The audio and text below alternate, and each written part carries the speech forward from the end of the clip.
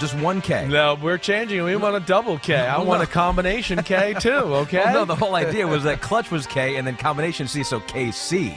Clutch combination. Okay, fine. I'll change it back. He's right. He's smarter than I am. You're right. KC, baby. That's right. This is CS, and that's AF. Okay, that's right. I got those initials right. I mean, come on. Don't make me think too much. You know that. How dare you? What's up, everybody? It's Chris Simms. Chris Simms Unbuttoned. Ahmed Fareed is here. He is wearing his 49er red pants today. He's already given up on the Lions. He's already changed his football team love. Not really. We're going to unpack that once again today. A little bit more. I looked at the film, deep dive, both championship games. Lots to talk about. We got some good news to talk about. Yeah. But more importantly, Okay. how are you? Because Monday was as edgy as I've ever seen you. I even went home to tell my wife, and she was like, how was Ahmed? And I was like, honestly, it was the first time ever I could tell he was bothered by a day or annoyed, whatever. Yeah. Something was hanging over you, and like natural niceness of Ahmed wasn't that natural that day. Gone. Yeah. I was like legit, and it did surprise me a little bit because I'm affected by losses, and more so when I was a kid. Right. But like I was legit in like a little bit of a depression for sure, 100%. Yeah. And it took all day Monday, and then, like Monday night I got home. My wife's like, "Are you okay?" I was like, I'm still not like over this sporting event. It was like, who knew I couldn't handle an NFL team success? Right. Lions fans have never had to do this before. But yesterday, woke up, still kind of felt the same thing. Yep. I was on Twitter. I got the Ben Johnson news. And like legit, like seriously, like that was like, oh, okay. I was like, I think it was what I needed, what probably most Lions fans needed. It was like, all right, we're moving on to next year. We're already thinking about next year. We got a good squad. We got a young team. Ben Johnson coming back. They want to build something. And then I started to feel better. And I think I'm back. I'm back 100% right now to like normal Ahmed. I think that's good. All right, I'm happy to hear that. Certainly, I'm sorry that we're going to unpack this game a little bit. I'm not sure if I'm going back once we unpack it, I'm not sure you're going to feel better or worse. I'm going to just say that to you right now. Yeah, a little bit warning. But I hear you with the Ben Johnson thing. That to me was huge news yesterday. Huge. I mean, we know, and we're going to hit on some of these coordinators and new head coaches and everything there, but easily, and excuse my voice, I'm a little sniffly today. I'm a little clogged up, so I might sound a little different. Of all times for us to have a desk that puts us basically nose to nose. No more COVID protocols here, though. That's right. We're just going to give it to you, and you'll see where it goes. Yeah. I had it. Now your turn. Let's see if you could survive. The quicker you can rip through the building with it, the better, But I think I would be happy, too, if I'm a Lions fan today. That was huge. Yeah. This is, without question, one of the best offensive minds in football, period. Like, no doubt in my mind. It's not like, oh, he's got this great supporting cast. Yeah, he's got some people around, and we know that offensive line and certainly a lot of good players. But I've been around enough to know enough to watch football and go, wait, I don't care who the players are. He knows how to get people open. He knows how to design a run game. He knows how to set plays up. He knows how to call plays in the proper sequencing like we talk about so much, right? So those I put him up there with Shanahan, Mike McDaniel, Kevin O'Connell, who we talked about during the year, Andy Reid, right? Sean Payton. LaFleur. He's in that group where it's like he could come up with a game plan against any defense in football, and you go, uh-oh, you better watch out. He's got you today, right? So the big point being, your Lions are going to be back. Yeah. That's what it feels to me, right? Like, without Ben Johnson, I was like, hey, I know the Lions are still good, but how good will they be next year? Well, what's Jared Goff going to look like now without, a great big-time play caller, play designer, knows how to do things around his quarterback and make him look good? What's he going to look like, right? Those questions are gone.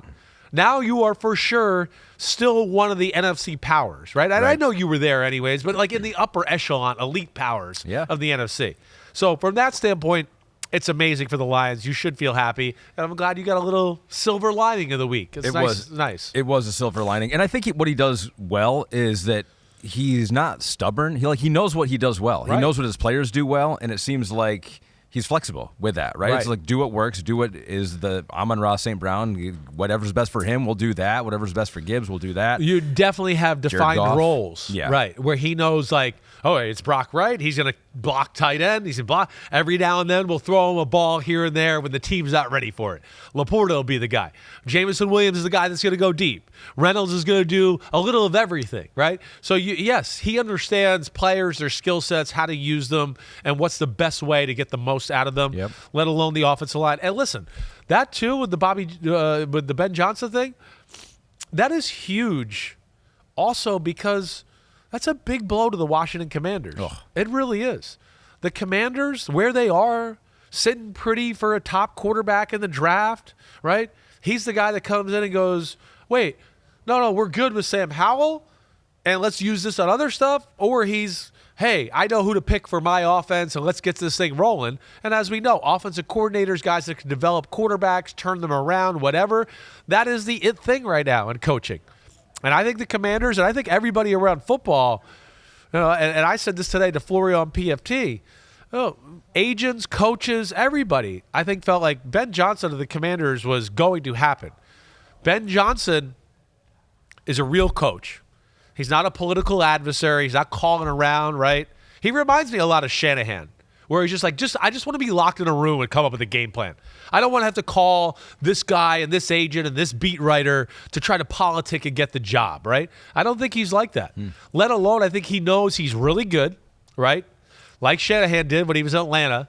And he was like, wait, when I'm a head coach, I might only have one shot at this. I'm going to be in a spot where it's all set up exactly the way I like it. And there was something there with the Commanders that he didn't like. Or maybe he wants more power or more years on his contract. So he's like, you can't get rid of me after 2 years, right? Let your plan develop, right? 6-year contract. Okay, you got to keep me for a few years here so I can work this. Did he have an issue with Adam Peters, the new GM there, having all the power?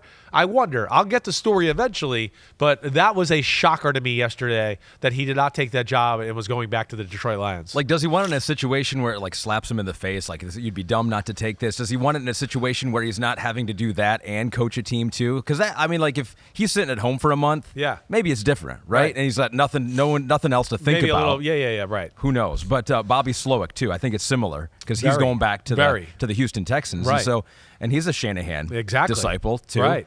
Which is the hottest thing going right now. Get a Shanahan disciple, and you're going to be good, right? That one was not as shocking to me. To me, back to your guy here, was like Ben Johnson last year, where he was like, I think this was the right move for Slowick. Wait, I've called plays for 1 year. I've just become an offensive coordinator. He's probably looking at it going, I'm good, but I don't even think I'm as good as I can be at this yet. Before I have to become a head coach, and then, I'm still trying to get better at offensive coordinator, and now I got to worry, the defense, I don't like that. What, the GM's asking me something about players? Hold on, I haven't coached my offense yet. I didn't even get to that. Wait, what? So I think that was the right move too. Stay there. He's got a good offense, a good system. He's creative. Confident coach can make that type of decision and go, I'm going to get another chance because I know I'm really good at what I do. I know it's dicey because you never know. Something can happen, and all of a sudden next year you're not up for the candidacy, right? But I still think it's one with Slowick. I'm not ready yet. I think I need a little more seasoning. Ben Johnson, I think it's more, I'm the man, and I'm going to wait until I get a job, and the 3 or 4 most important things to me are all lined up the way I want them to be, right? And I think the Commanders thing must have had something there that he just didn't like or didn't trust. And he was like, I'm not going into my first rodeo like this. So we're going to get into your notes on both these conference championship games. We'll take a look at that. We'll get into our discussion of the 4th down plays again, I'm sure, because I was going on YouTube. And people were like, man, this is the first legit time that Chris and Ahmed haven't agreed on something. Right. And this is two brothers going at it a little bit. And I was like, yeah. So we'll go back to that again. You usually push back on things that I might say that you go, okay, people are going to think this is critical, and you give the other side of the story. Yeah. This was this conversation on Monday where you're like, no, you're wrong. And you usually don't do that, Well, it was refreshing, honestly. It was very Dan Campbell of you. All right? It was kneecap biting. Yeah, I liked right. it. This is what we do Detroit. It was in this grimy. It was tough. It was grit. I like it. So I've always said this about you. It's like there are two types of analysts out there. There are ones that, sound like Chris Simms and those that will eventually sound like Chris Simms, because I do feel like you're right on most things. I am just fortunate in the one time that we have the disagreement that I am the one that's right. So I am lucky in that. We shall see as we unpack. Okay. So we'll get to that. But let's real quick finish up this conversation, because you haven't really on here talked about some of these moves for offensive coordinators, defensive coordinators, head coaches. We're not going to get into all of them, but we already talked about Ben Johnson, Bobby Slowick, going back to their respective teams. Steelers have a new guy, Arthur Smith. Head coach no longer in Atlanta. Me likey a lot. He was with Derrick Henry in Tennessee. Right. Great running attack there. Right. I don't know if people – I tried to bring this up again to Florio today, right? Because Arthur Smith, we see it. I think we've seen the offense the last few years in Atlanta, and we go, well, what was so special about that, right? Okay, let's not forget. He was the OC of the Tennessee Titans. They had top offenses in football. Right? In 2019, I think that was his first year as an OC. They were 10 or 11 in total yards. Went to the AFC Championship game, though, and lost. The next year, they were a number 4 seed, maybe? But they were the number 2 offense in football, right? The number 2 offense in football. With a guy who's a social media meme at times, and Ryan Tannehill at quarterback, which he should not be, but that's what he is, right? I think this fit is perfection. Right? Arthur Smith from the, Mike Mularkey, Mike Munchak, Mike Vrabel school of coaching. Smash mouth, tough, detailed, right? Beat you up that way, creative run game. And then what was awesome with Tannehill and the Titans, when we were just talking about those years, they were a great down the field throwing football team. That's what everybody in Pittsburgh wants, right? And they got receivers on the outside that can do that. So I look at this and go, wait, that defense, we know they need a few extra players there. The O-line is going in the right direction. Probably need another player or two there. But now you add his scheme to it, his run game creativity.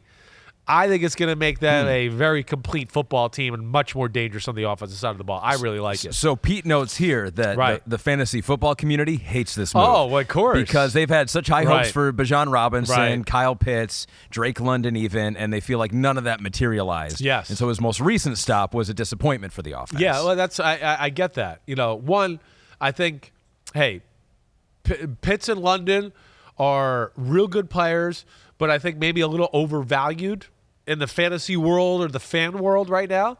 I just would go, guys, these aren't Drake London is not a game breaker yet. We're not we got to double Drake London or we're screwed. All right, so we're not there yet. Pitts is really good. He's becoming a better run blocker. But I think the biggest thing there and why they didn't meet expectations is why? Quarterback. Exactly right. They were handcuffed in a major way. I mean, Mariota did some good things last year, and we know that. But Mariota's a less than throwing quarterback as far as what's concerned, or average throwing quarterback in the NFL. Yeah. And that's the same thing with Desmond Ridder. So let's see where it goes here, because he knew how to run the ball in Tennessee with Derrick Henry. He knew how to get the ball to A.J. Brown and be dangerous that way. I think he'll be able to do the same thing for Najee Harris and George Pickens. Yeah. And now I saw somewhere else on Twitter where they said that he must just be it's just like a masochist, because he goes from Ridder and Taylor Heineke now to Kenny Pickett and Mason Rudolph. Right. Not necessarily a better quarterback situation there. No, but I think Pickett is a better player than Ridder. I do. Now, Pickett's just got to start showing some elite ability and stuff like that. And he's been in a tough situation too, so it's hard to totally gauge him. But I think, as we both have talked about a lot, right, well, there's things we like about Pickett, but there's nothing that makes you say, wow, or, oh, he's really good at that. If they could find an OC that can make him better, or find more ways to show that, right, there's not that aspect. They're going to bring people in there to compete with him. I wouldn't be shocked, and Florio brought this up, and I think it's a good thought. I wouldn't be shocked if that's a place where Ryan Tannehill's the backup this year, where they go, wait, Pickett, you're the starter. It's not in stone, but you're the starter. We're going to have somebody here that puts pressure on you. And if you get outperformed in camp or don't play good the first 2 or 3 weeks, we will put this guy in and we feel confident he can run the team. So I would expect some sort of move like that this offseason. And if Tannehill's not the guy, Joe Flacco's just sitting out there. We're going to bring him in for every team out there. We're going to bring in Joe Flacco if you guys don't produce over here. One more offensive coordinator hire that we want to touch on, too, is the Eagles. Obviously, much made about their coordinators last year. Right. You were down on them pretty much all season long. Kellen Moore, their new offensive coordinator. What do you think about that? I'm intrigued by this. One, Kellen Moore is another guy where don't just look at last year. There was a lot of factors last year. Herbert hurt, right? Mike Williams hurt, right? Austin Eckler contract situation, not a top-tier running back anymore. Slower, yeah. Right. There's that. Our defense is horrible. Holy cow, right? So there was a lot of issues team-oriented there. Let's not forget he had top 5 offenses with the Dallas Cowboys. Here's where I'm most interested, though. His offensive attack is a little different than what they've been doing with the Eagles the last few years, right?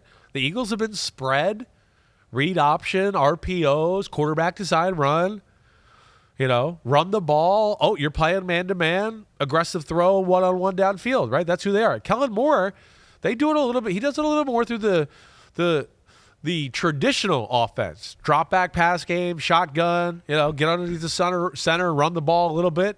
So, I know he has some of these plays in his playbook. I remember them with Dak Prescott, and they certainly had some RPOs and all that, but it wasn't a mainstay of their offense. So I'm interested to see how Jalen Hurts takes to, being used maybe in some different ways than he was in the past, and see how he could capitalize on that and maybe what they could bring out of his game to take him to the next level. It's really interesting because that could go one of two ways, right? It could either go like, wow, we've taught this offense and Jalen Hurts a new way of operating, and it has elevated his game to a level that maybe we didn't think was possible before. Or it can be trying to fit a round thing into a square thing, right? As the saying goes. It's exactly how the saying goes. But I agree. You're right. I think it's going to be a little bit of like, wait, is this going to be something that expands Jalen Hurts, attack? Or is it going to be like, oh, wait, this shines a light on some things he can't do, and we'll see where it goes from there. But I would think, and if you made me bet, it's going to be the first, that it's going to bring something new to their offense and new to his game that's only going to help him out. And we know he's willing to work at it and get better at it, that's for sure. So Pete notes here the still vacant OC positions in New England, Tennessee, Vegas, Chargers, Saints, Bucks, Seattle, and Washington. Of all those open vacancies, which one do you think is the most important to get it right? Ooh. Which team? Wow. Really needs to nail this hire. Like Tennessee, I don't worry about, right? Because they just got Brian Callahan, who's going to be their offensive coordinator, right? So that's not a big deal. Chargers. Chargers, I have faith in Harbaugh that he'll figure that out. Wow. I'm trying to see here. I guess if I had to look at one right now, the Washington one is where I'm interested to see where that goes. I think so. Just because of the quarterback situation, we know they have weapons, right? Running backs are good. Bieniemy was there. There was good there, right? But what are they going to do? What's their new vision? Adam Peters coming from the 49ers, all of that. So that's I guess I'm interested in that just to see, because they have talent to be something special, and they have a guy there already that I go, he can do some special things, but what are they going to do? And that to me, I think, is the one that I'm most intrigued to see what happens. And I know Bieniemy is still on the staff as of right now. Yeah. But it did just hire or interviewed for the head coaching job over the week. That was 2 weekends ago. But yeah, haven't heard a lot of news there lately. Yeah, Washington with the number 2 overall pick, New England with the number 3, likely both taking top quarterbacks there. And yeah, New England's really interesting too. Don't get me wrong. With the Mac Jones, the quarterback situation, Gerard Mayo, first-time head coach. He's been there and seen guys like Josh McDaniels and know how good they are. Josh McDaniels is out there and available right now.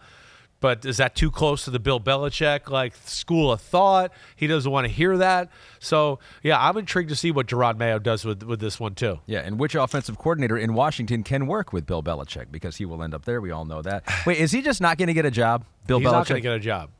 Washington doesn't want him. I don't think so. I don't think he's going to. They've relinquished some of their power to Adam Peters here now, right?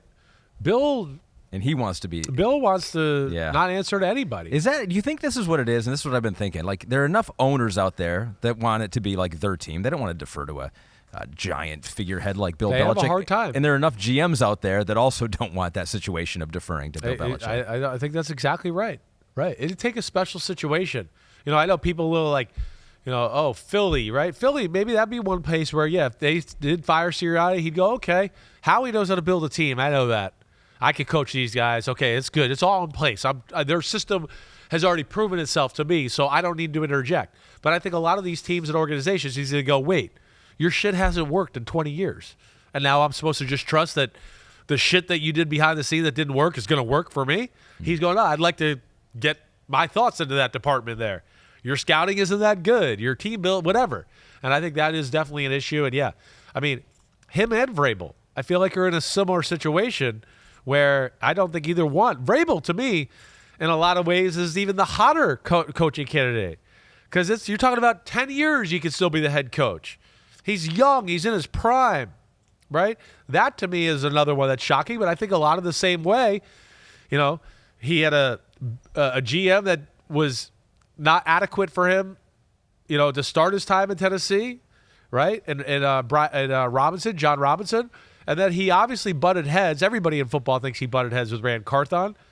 And he wants more control. And I just look at Washington and Seattle, the two spots that are open right now, and they have GMs that are pretty strong personalities and people that want to control. They're not going to let Mike Vrabel come in and go, oh, yeah, I'll take a back seat. Mm-hmm. John Schneider, he just finally got the power from Pete Carroll. He's not going to hire a coach and go, take it away from me again, right?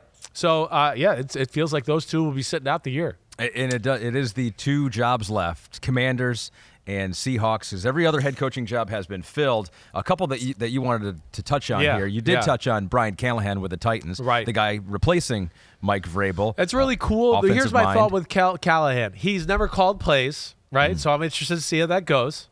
It's been the Zach Taylor kind of runs the show there. And what I find, we've talked about the Bengals offense in depth through the last few years, right? Especially the start of the year. It's always a little underwhelming. As they get going, Callahan, Zach Taylor, they start to crack the code, and you start to go, whoa, okay. Even though it's not like amazing bells and whistles and smoke and mirrors, you still go, damn, people are open. Oh, that's the right run. That's the right throw. That's the right check, right? It works that way. But what also is intriguing to me about this is poor Lou Anarumo. Lou Anarumo, the D coordinator of the Bengals, has been like, I was the guy. I mean, I've been the guy. Our defense, we went to the Super Bowl and the AFC Championship game, and it was all because our defense came up with these crazy, awesome game plans. And damn, we have just a little down year. We lose some players at free agency, and I'm just off the radar. Yeah, they go, we'll consider you. And the guy who's not really that in charge of the game planning on the offensive side of the ball, he's going to get the head coach. Yeah. I felt for him because he was probably like, damn, what do I got to do? But I'm interested to see this Brian Callahan thing, and I think it's certainly good for Will Levis to have a guy like this to implement that system into his life. Yeah, the biggest problem for Anarumo is that he's not 8 degrees of separation from a Shanahan or a McVay. That's the real problem. Well, exactly right. It's right now. And that's why I said the Ben Johnson thing was such a big deal. Everybody's looking for that OC quarterback mastermind. That's where we are in this world right now. I mean, if you're a defensive coach, you got to be incredible. Everybody's like, well, that. I don't want that guy. Defensive coach? All he's going to do is hire. We're going to have a quarterback and offensive coordinator that are good, and they're going to leave, and we're going to be stuck with the defensive coach. I mean, that's the thought of most owners right now. It's kind of crazy. You know who had no problem hiring a defensive coach? Yeah. The Atlanta Falcons. Boom. Your old friend Raheem Morris is back, head coaching job. What'd you make of that one? I love that hire. I know a lot of people are going to go, well, he was already a head coach. Why is it going to work this time? I mean, first off, he was one of the youngest head coaches in the history of football when he got made the head coach. I don't think he thought he was going to be a head coach when he became a head coach with the Buccaneers. John Gruden, the Bucs, I know everything that kind of went on down there. I don't think after the 2008 season they were like, oh, we're going to fire John Gruden. They were going to have an end of the season meeting. How could we go forward? John Gruden pushed back against everything the owners and management said, and basically told them, like, how dare you question me? I'll do things the way I want to. And they said, how dare you question me? I own the team. You're fired. That's kind of what happened. So it wasn't like, oh, this plan and we're going to fire Gruden because Raheem's ready. So all of a sudden that kind of happened. I think even ownership was like, I can't believe we fired John Gruden today. Who do we got to make the head coach? Everybody down there thought Raheem had head coaching future potential. So they made him the guy. Probably too early. Definitely too early. Let alone, let's not forget, he was the head coach of the Bucs, and they spent $0 to help him out. Then Greg Schiano became the head coach, and they were like, here's $100 million. Go get Darrelle Revis. Go get that guy. Go get this guy. Go get that guy. And Raheem was probably like, what the hell? Raheem is a great defensive mind. He's a great leader of men. He thinks outside the box, and he knows what a good offense looks like because of working with Shanahan and McVay, right? A lot of defensive coaches don't even really know what an offense looks like. They just go, that guy's good. He's hard to defend. But they don't really know why, right? Raheem knows why, and then he has a background with Rich McKay, who was in Tampa when I was there, and of course Rich McKay there is now, and we know people want to be comfortable with people they're comfortable with.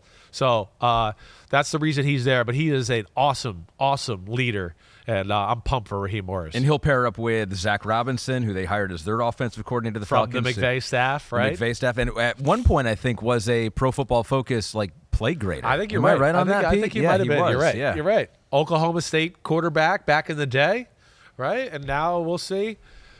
Wait, so could Pete be an offensive coordinator one day? Because I think Pete was a PFF absolutely grader at one point. Absolutely not. He didn't keep taking steps after. See, those that are good reasons why to follow PFF, and then we get to Pete. I mean, that's the reason you go, well, are you sure I should follow PFF? Yeah. Who's grading these plays? Future offensive coordinators and Pete, which is not.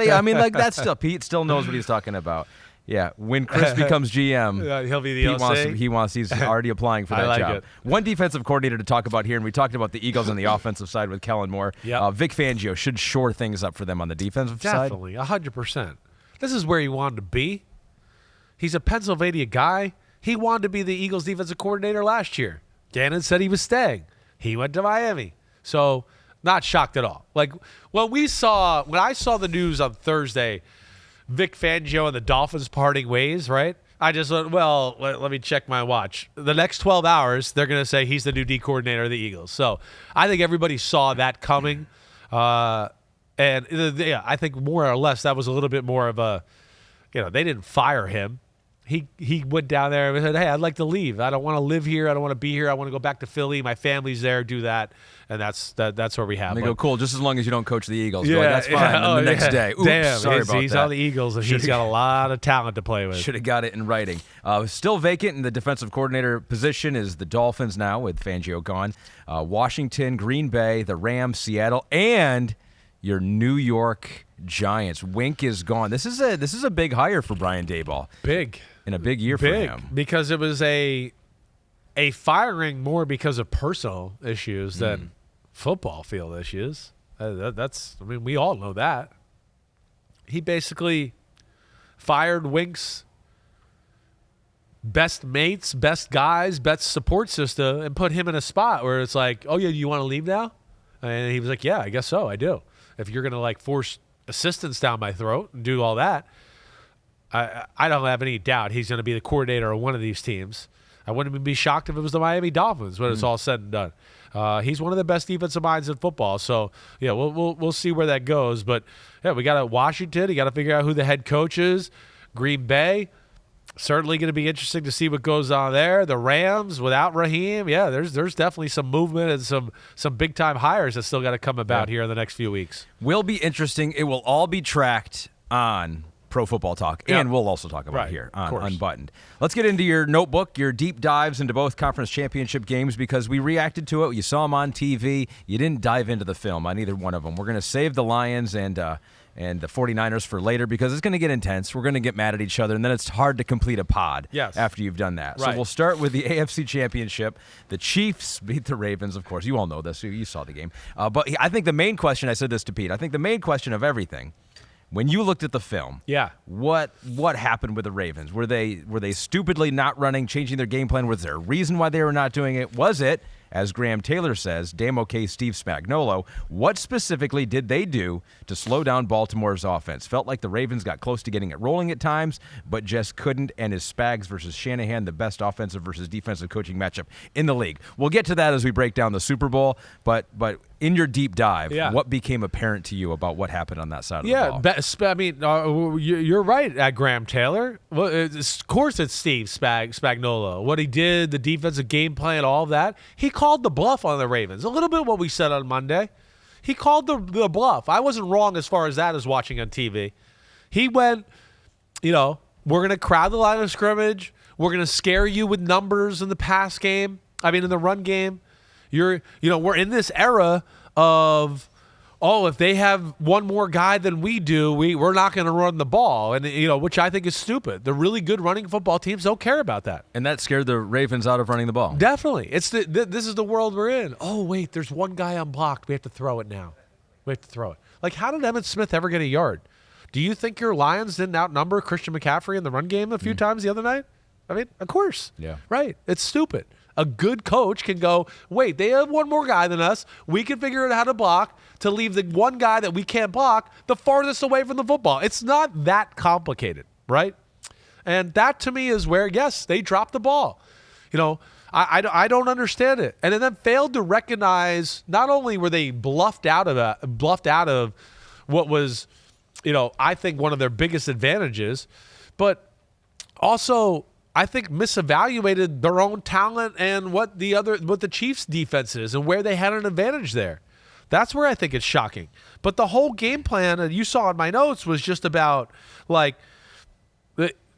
stop the run, don't let Lamar run. That's all they were worried about. That was the first two things when you watch the film where you went, this is what all they're worried about.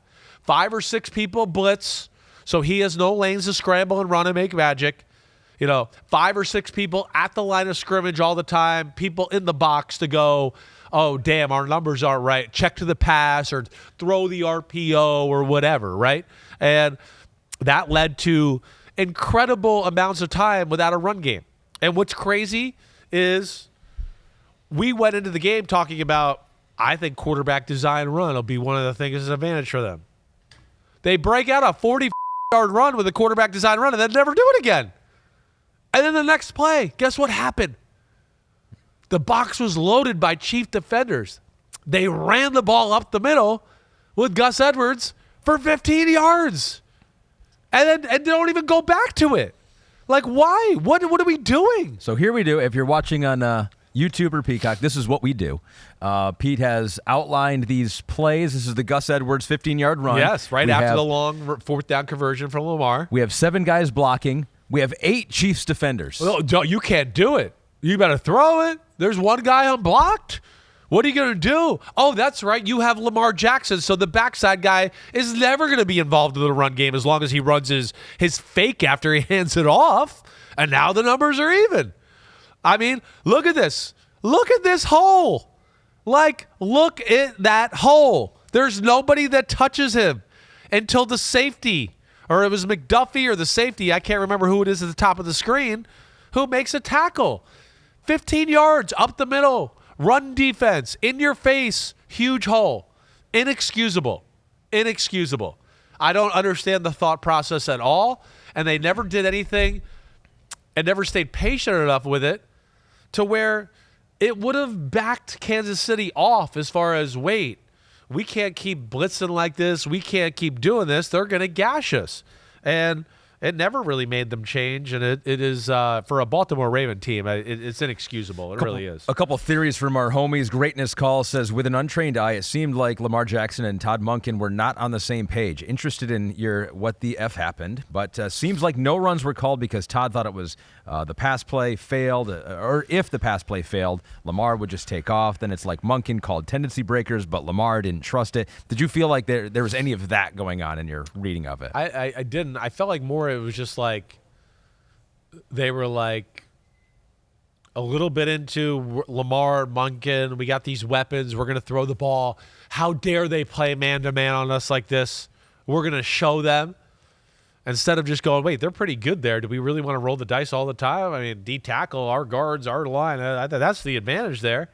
But like I said, the Chiefs obviously felt like if they do that, they were betting that the Ravens won't stay with the run, that they'll panic and start to go, get the ball in Lamar's hands, let him throw the football, let him do all that. And then, of course, with that, that's where Spags is great. Now he gets you into, I scared him out of the run. I scared him, right? And now they're trying to throw RPOs or other little throws. And now he's tactically, like, after starting the game off kind of aggressively, now it's like, hey, it's aggressive, it's aggressive. Oh, it's cover 2. Some people at the line of scrimmage too, but not an extra guy in the box. Oh, it's cover 2. And they went to a quick pass or a little pick play on the edge because they thought it was man-to-man. And all of a sudden, let's think, oh, shit, it's not there. So now Lamar's like, oh, wait, I want to throw there. Oh, wait, what? This play doesn't work against that coverage. What the hell do I do now? So they had some of that too because they became so one-dimensional that it just allowed the Chiefs to kind of with their brains even more and more as the game went on. And then you noted in your notes, in your notebook, that the Chiefs did a good job of then once the Ravens got into passing situations, they made the different coverages look the same too. They which are made the best. It more difficult on Lamar in the passing game. They are the best. I think at one time the Chiefs, it was either blitz and it was man or it was Tampa 2. It was a little bit. Now there's obviously some other coverages mixed in there. But yes, they are phenomenal at their cover 2 kind of looks like their cover 4. Their cover 4 kind of looks like it might be all-out blitz, right? It's all-out blitz. It goes to Tampa 2. Like, it's Tampa 2. It goes to man-to-man, and they blitz. Like, they're very good at kind of blending it all together, and the DBs kind of all stand around the same area. You're just like, wait. I mean, this really could be one of 5 things here, and they're good at all 5 things. And that's where he's really like we talk about with a quarterback sometimes or offenses, the optics of illusion, right? The smoke and mirrors to make things happen, even though it's the same play we've run a few times already, but it just changes your thought. They're kind of that way on the defense. Like, hey, it's cover 4. Oh, it's set hut? What? No, we got you. It's 2. It's cover 2. You got fooled. Oh, set hut? Oh, it's all out blitz. You thought it was court. You thought it looked like it was all coverage, and we ended up blitzing you. And they're just good at that way, and that's how they combat offenses and really give them a lot of issues. Bloop 33, I feel like this isn't the first time in the Lamar era that they've gone galaxy brain and done this. If I recall, they did the same thing versus the Titans a few years ago. This is a big problem. It is. It's the one thing. The patience with the run game, and as we talked about on Monday, their answers for the blitz are not sufficient to scare a guy like Steve Spagnuolo away. Which was interesting because I thought we just got done talking about a week ago. Right. They had a pretty good plan in the second half when the Houston Texans started blitzing. But if you remember in my notes that week, I wrote, I'm not sure this plan's going to scare the Chiefs away, right, after it. Because quick throw to the flat, quarterback design run, right? The Chiefs are like, oh, okay, we just played Josh Allen and the Bills. They threw the ball quick to flat. He ran the ball. We can defend that. Like, you got to have some other ways where it's hey, whether it's a block it up, game plan play, or there's a route combination that, like, hey, this works against cover 2, but if they blitz, this will also work against the blitz. And I teaching you here, if they blitz, I really love this route for this blitz. They didn't have any of that made Steve Spagnuolo go, oh, shit. They got, okay, I can't call that blitz again the next time they get that formation because, they got an answer for it. That's scary. They don't have that, and that's an issue, right? No screens of the game, no real creative runs, no 5-man release, right? That's another answer you could do. Right? Just send everybody out. You blitz. Oh, shit. More times than not, they think, we're blitzing. The back will stay in a block. Now, you blitz, and all of a sudden the back goes, and he's uncovered. The Chiefs did that to them a few times. Like, those are things that they're non-existent. And then no Lamar redirecting formations or protections. That, to me, would be the next thing that Lamar – like we've heard about Mahomes the last few years, right? He's trying to be like Brady. He's trying to know what the defense is going to do before they even do it.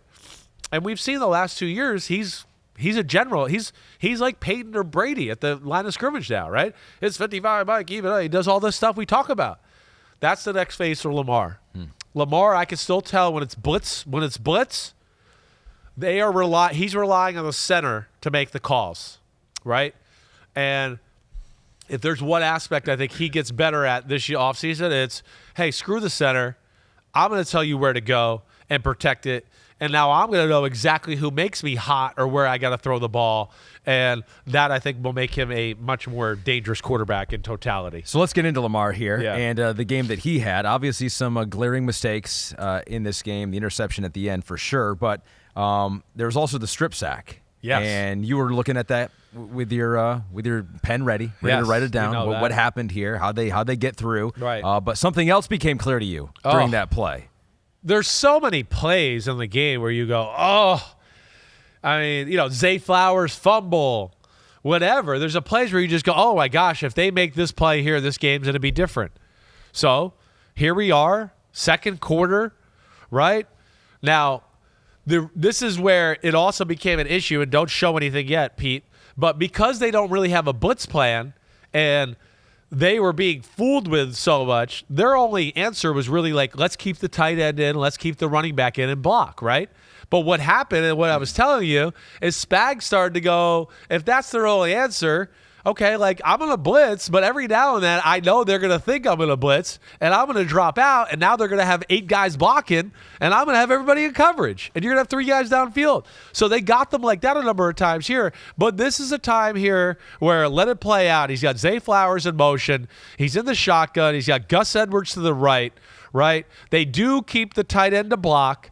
They got Zay Flowers, who runs motion style Tyreek Hill 20-yard in cut, right? Yep. And the receiver inside of him, Bateman, is basically running the clear out post, right? But he is the first read. You always look at it. He's not open a lot of the times because there's a middle safety or whatever, but you always do it. Lamar does right here. He sees it developing. He's going, wait, the underneath guys are, one, there for Zay Flowers, but two, the angle in which Bateman's running and where the safety, who went way too far over the top, he's going, I got Bateman. And it's a 4-man rush. They got 6 people in to protect. He thought he was going to have a ton of time, right? And he's loading up to hit Bateman. Bateman's got it, as you can see on this screenshot here. He's on the 38-yard line running across the field. Lamar's going to throw a football that's going to hit him at the 30-yard line on the 3 on the field, and we're going to go, oh, shit, can Edwards make a tackle to save the touchdown here? Number 21 of the Chiefs.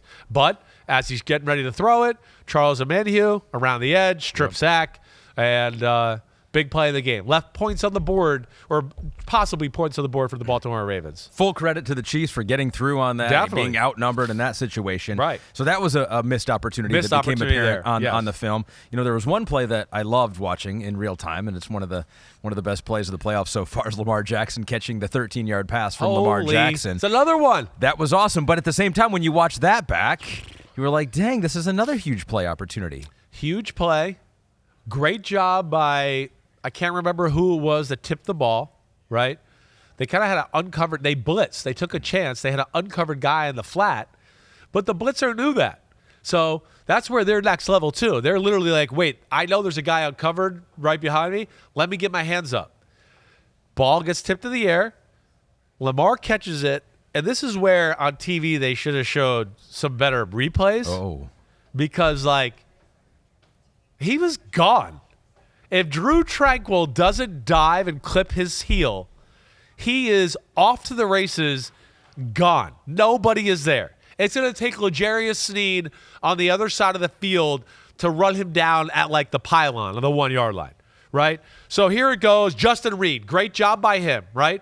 Because this is all out blitz. And watch as it re-racks and goes one more time. See? He knows, wait, our guy 21 is covering 43 in the flat, but he's way back there, right, in disguise, Edwards. But he knows there's a guy, oh, wait, they free release this guy. He tips the ball there. But look, Lamar catches the tip, catches it, and you can see everybody's running away from him other than 23. And Tranquil makes the play of the day to save him right there, because I'm telling you, he is gone. 82-yard touchdown pass to himself would have been the greatest play in NFL history. It really would have been up there. We've never seen anything like that. But it was going to be the only guy I looked at on film that went, ooh, is L'Jarius Sneed totally on the other side. You see him on the opposite 40. Yeah. It would have been a race to the pylon to see if he could do it. But, yes, there was a lot of very close moments in the football game. And unfortunately for the Ravens, the Chiefs, came out with the best of it more times than not. I'm feeling bad for Ravens fans because I know this feeling right now, and this is probably making it worse. But we got to look at the interception because that, too, as you know, I think when I first saw that, and I would have never thought of this if you hadn't have said it, I was like, well, that was a bad decision from the get-go. I mean, you're throwing into triple coverage. That's just at no point was that a good decision. Right. But it's a little different when you look at the film for it. It's amazing how many you go, whoa. Gosh, if he just started here, it's a touchdown. Zay Flowers' big play down the left sideline when the Chiefs mix the coverage up. If he just throws a good ball and doesn't make him stop, it's a touchdown. I mean, they're skinning your teeth away a few times from making this game, changing the momentum, totally changing things around. So we have the interception down the middle. Another big moment. They moved the ball in the second half, but they couldn't punch it in. He's got Isaiah Likely in a coverage where he's one-on-one basically with the linebacker up the middle of the field. This is Nick Bolton in this case. He looks to play Rashad Bateman to the right on a double move, a slant and go. The corner is way off though, right? I mean, way off to where you're I don't know if this is you're thinking he's going to bite on this move right here. And even if he does bite, he's far enough off where I'm not sure he's going to go by him, right? So I'm sorry, I'm wiping my nose. That's okay. That's all right. Just don't want a runny nose guy on camera. Yeah. But we'll edit that out. Okay, thank you. But so do we have the pictures? We have the pictures of this. Do we have the right? pictures of the interception? Because so you'll see here, he's got Likely to the right, Aguilar to the right, Bateman to the right. Bateman, you're going to see, Ahmed, is going to run a fake slant and go, or it was a little 5-yard in and then go, whatever. But you see here where right now we kind of have cover 2 to the top of the screen on OBJ. And on the bottom side here, it's quarters. So it's what we would call quarter, half, right? And when you play that type of coverage, you could see the middle of the field is open, right down the middle of the hashes, right?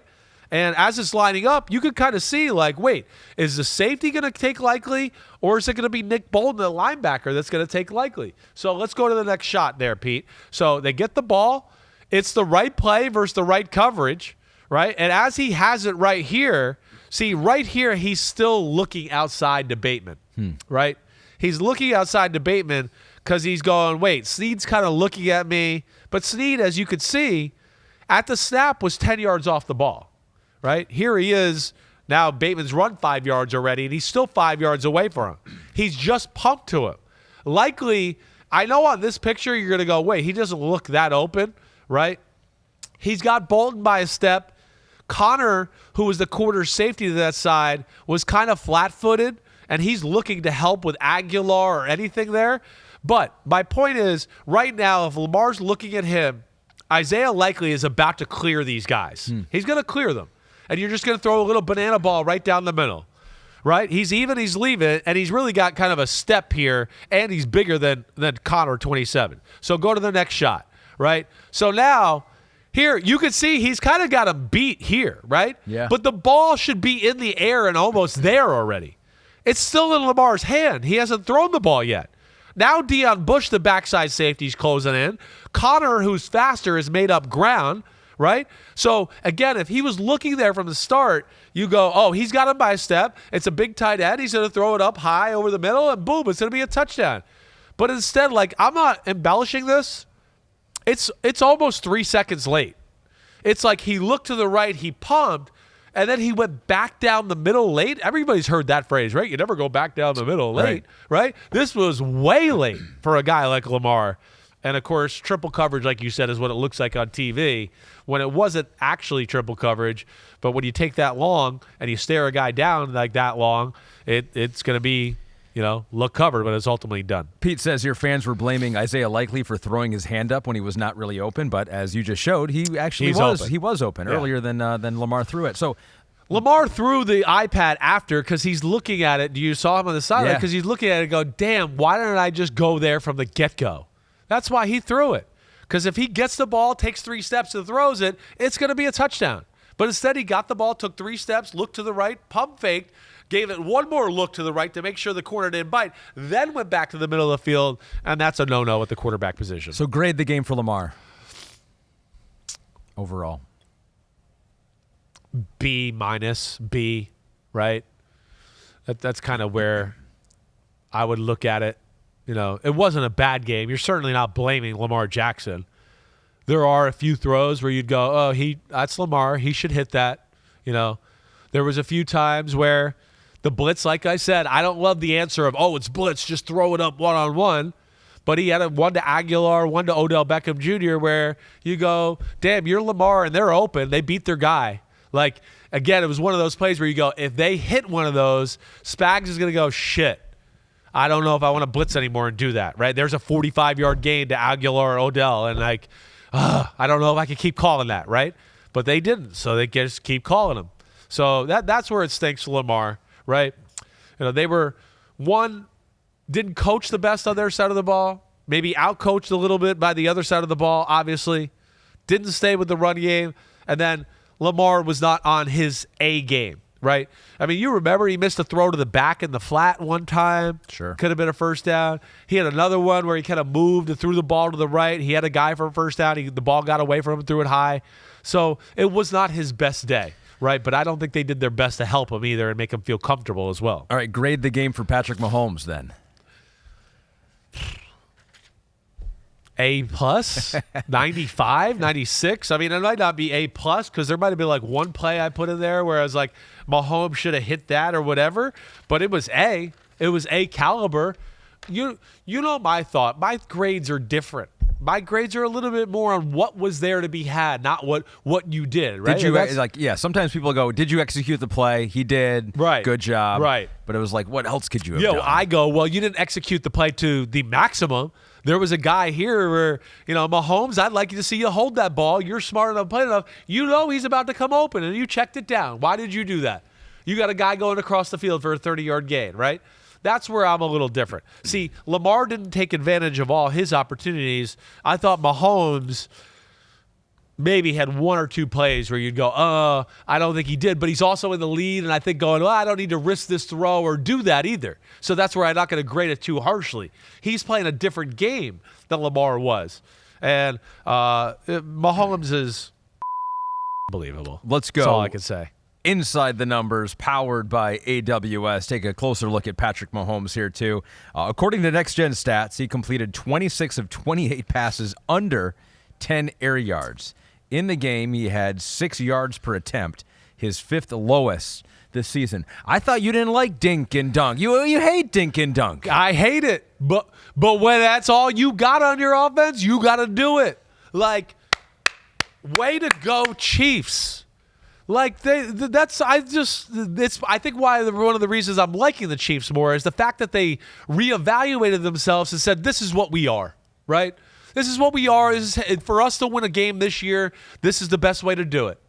And if we got to throw a bunch of short passes and dink and dunk our way down the field and stay a little patient with the run and let our defense go, then that's fine. I mean, look how many behind the line of scrimmage. 1, 2, 3, 4, 5, 6, 7, 8. I mean, like 10 or 11. They become the best RPO screen team in all of football here over the last month. I mean, he, like an Aaron Rodgers, is the best screen thrower in football because he could just so quick get it out, so on target, off of so many different platforms that the screen game is more effective for the Chiefs than it would be for most quarterbacks and offenses because of Mahomes' ability to flick the ball out of his hands and still be accurate in the shotgun without the laces and all of that. It's next level shit. So that's where. And where the game is awesome is, they're still scary. So you still have to play defenses and go, it's still Mahomes. He'll still throw that deep. He doesn't care. We can't just let him have it, right? So they're like, fine. You want to do that? You want to play a little softer? I'll be surgical. I'm going to dink and dunk your ass until you get up here and start giving me some shots to throw the ball down the field. And that's where they've gone right now. And they're really like, they came out in the game, quick pass, RPO, wide receiver screen, tight end screen. I mean, get everybody touches, get everybody in a rhythm, right? Get it going that way. And then it just continued throughout the game where it was efficient and it was part of their managing of the overall football game that I thought was brilliant. In years past, Mahomes would get frustrated. Exactly right. A little impatient. Exactly Is right. that no longer a problem for Patrick Mahomes and this Chiefs team? It was a problem 9 weeks ago where I still was like, he's being impatient. Like, remember when they were going through that lull of losing 4 out of 6, I was going, Mahomes is kind of getting some bad habits here. He's not playing real good. Raiders game, was right. that one of them? Raiders game. There was a few others. They lost 4 out of 6 there, 5 out of 8, where he lost trust of the receivers. I think he lost wait, we got to get something going. He was trying to force it to happen. Not the case. I mean, you saw it. I wrote a star on. The Ravens D game plan was started off nothing exotic. But it's hard to play that way versus these Chiefs and this guy at quarterback right now because he will dink and dunk you to death right now. He'll be patient. They'll run the ball. And, then we talked about their pass pro is really good. Even minus Joe Tooney, it's really good. Now, it stinks they don't have him because as the game went on, Tooney, Allegretti, the replacement, he really struggled against Matabuke, and he's a weak link, something to watch for the Super Bowl. But, oh, you want to play zones, take away the big plays, don't want to do anything crazy so Mahomes can't make the big play? Well, he can protect. And when they sent 4, really, especially early on in the game, he had all day, and he figured out how to get the ball out, and they just slowly matriculated the ball down the football field, as a wise man once said. I always like that term. That was Inside the Numbers, powered by AWS. So you mentioned it in the second half. Maybe Tooney's absence was starting to become a problem for the Chiefs, started to slow down. Not Bucky Cox wants to know, what did the Ravens defense do in the second half? And are the 49ers capable of recreating it? So not Bucky Cox doing some advanced scouting for the 49ers. Because Mike McDonald, I think, has gotten some praise. There was the Chiefs, yes, first half, moved the ball. Second half, though, made some adjustments maybe and slowed them down. Did you see something? Well, I think the numbers certainly bear that out, that it was more of a challenge in the second half for the Chiefs. Yeah, there's no question. The 49ers can emulate some of the things they do. I think the first half, like I said, they went into the game going, let's see if our front four can get there. Their tackles haven't been great all year. Let's not let Mahomes get off, Andy Reid get off with some cool game plan plays they have and throw bombs at us, and all of a sudden we're like, holy crap. They got our heads spinning, right? So I think they took hey, we're awesome at our zones and passing people off, and let's try to play that way and then not let him scramble, right? But they're good at protecting, and the problem with him now is I feel like you almost can't be right. That's where he's gotten to. You can't be right. Oh, you want to play don't let him scramble? Well, he'll just sit there and buy time in the pocket like you saw him do a bunch of times where he's just I'll move here and slide, and I'm going to just wait, and I'll get somebody open, and I'll get the completion. Or at some point, as I wait, and you're trying to contain me, one of you guys will move out of the way, and I'll go run for 6 and do that, right? He blitz, he's got the answers to that. So that's where he's tough. And that's where, the 49ers are going to have to figure out, do we want to rush him and go after him? Because if we do that, he could get out of the pocket, and it's a 50-yard bomb or a 30-yard scramble, but we also might get some sacks. Or do we want to play, let's keep him in the pocket and not let him do those things I just talked about? But if you do that, he has all day, and then he makes the right decision and picks you apart, right? That, to me, is something you're going to have to toy with. The second half, though, I think was just a little bit more. They finally got they got a little of the desperation mode, got in their face a little bit more, played more man-to-man coverage, right? And I think took a few more chances blitzing as well in the second half. They got into a spot where they started to go, wait, we don't have a choice anymore. We have to do this. If we continue to what we did in the first half, they're going to win the game, right? In the first half, they only broke out man-to-man or aggressive plays kind of when they got close to the end zone or maybe in a big play moment. In the second half, they started to go, well, screw it. The hell with it. We got to blitz this guy. We got to do this. We got to play a little man-to-man. And like I said, it gave the Chiefs problems. There was probably a few plays in there where I go, if the game was even, or if the Chiefs were down, I go, Mahomes probably was going to throw that right there. But he knew how his defense was playing. He was up 17-7. He said, I'm not going to force it. I'm going to throw it away, or I'll try to take a check down or whatever else that way. And I think that was kind of the adjustments there. And the Chiefs didn't fall into the trap and try to make anything big happen off of that. Yeah. And even with that increased pressure and defense for the Ravens, they still had a hard time making negative plays. Thank you for leading me there, because I was going to leave that out, and that to me was one of the points of the game.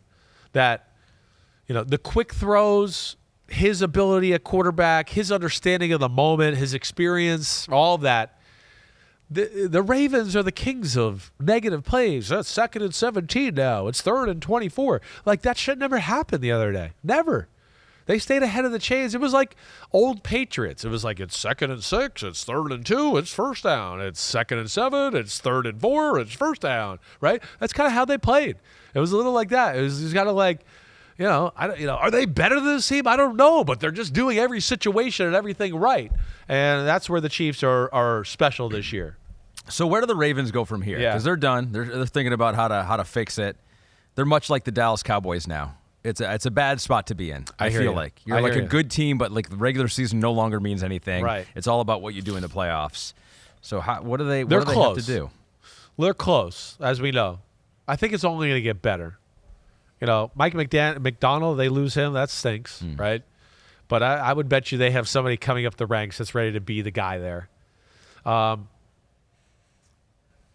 think it's just a little of like Lamar gets better in that offense. They don't need much on as far as talent-wise, right? I don't think we'll see OBJ back there.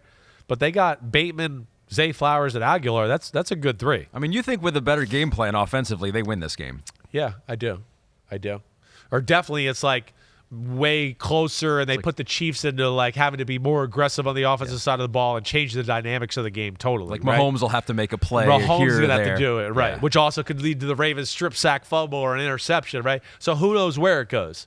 But, the Chiefs got into a game and were comfortable. And, I'll answer the rest of the question in a second. But the thing I thought that was the best thing the Chiefs did, like you kind of said, was the no negative plays in the second half. And then just the changing of field position was huge. A number of times where they were backed up and they got the 2 or 3 first downs to go, okay, at least the Ravens and Lamar don't get the ball at midfield here again, right? They're going to get the ball. They're 15, they're 10, they're 18, and they're going to have to put a drive together. And I thought that was a huge dynamic in the football game too. But I look at the Ravens and just go, it's just a little polish, right? Whether it's the offense growing in that department and then the defense, hey, maybe a corner, maybe another pass rusher, and you go, it's one of the better teams in football, period. So they'll be right back in the mix of this things next year. I don't have any doubt about that. As of right now, the Super Bowl odds for the AFC teams next year, Chiefs are the favorite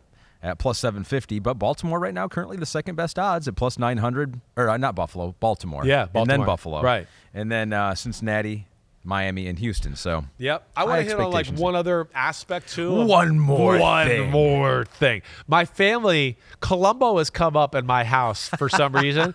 So I've all been telling him about our Columbo. Yeah, there he is. Streaming right? on Peacock. Yeah. And so they've all realized this lately. So it's become like a conversation. It's like I've actually did this running spoof about Columbo with my one more thing. But did you get that from the pod? And your family was like, we don't listen to the pod.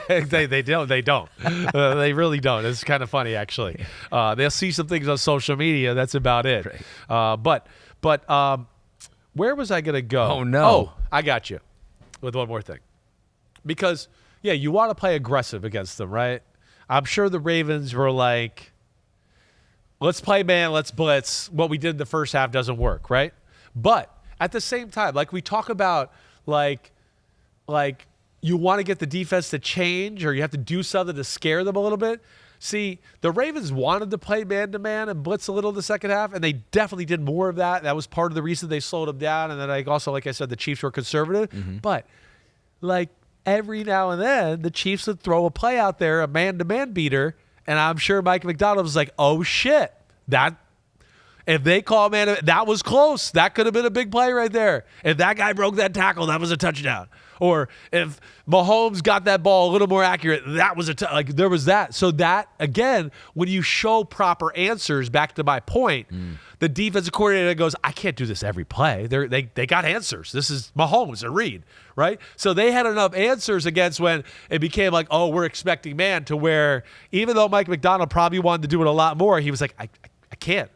They've showed me that they know how to screw this over, and I got to be a little careful that way. And I thought that was again, part of the genius of Mahomes and Andy Reid and Matt Nagy to go along with it. You know who had answers for the 49ers defense in the first half? My Detroit Lions.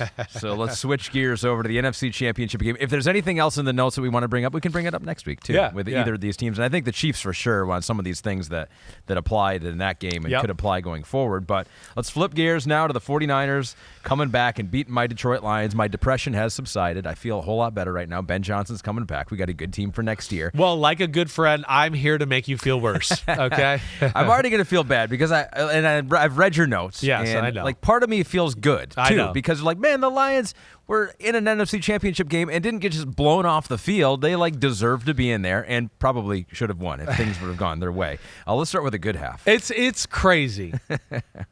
Yeah. All right. I'll, as my headline statement, just to start it, right? You guys were the better team on the field that day. It's the second week in a row where I felt like the 49ers were outplayed and won a football game, right? That's where it is. It's great that you guys are there, right? But it stinks because it feels like, as you saw in my notes a number of times, the game felt like it was work for the 49ers, right? I never felt like Shanahan cracked the code on the defense totally. Right? They did a lot of good stuff. To your point on Monday, they moved the ball consistently, but I never was like, oh, he's got him. They're just gashing him, right? It was work. It was a little Brock Purdy play here and there. Same with the defense on your offense. It was work. And then there on the other side, I kind of felt like you guys had cracked the code, right? So that's where, as a Lions fan, it's awesome and horrible altogether because there is a lot of good. And, there's some blown opportunities, and we'll dive all into all that. In the second half, it feels like one of those games, and Pete and I were talking about it, where 7 plays or whatever, if any one of those plays goes the Lions' way, they win that game or at least go into overtime or something like that. There's plays in the first half and in the third quarter where I go, if they make this play or score a touchdown right here, the game's over. It's over. Like, it's done.